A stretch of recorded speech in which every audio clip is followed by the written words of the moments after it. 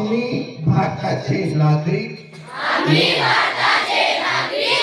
लोकशाहीवर निष्ठा ठेवून याद्वारे प्रतिज्ञा करतो की आपल्या देशाच्या लोकशाही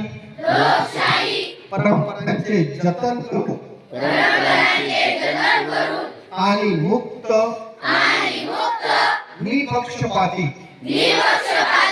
व शांततापूर्ण वातावरणातील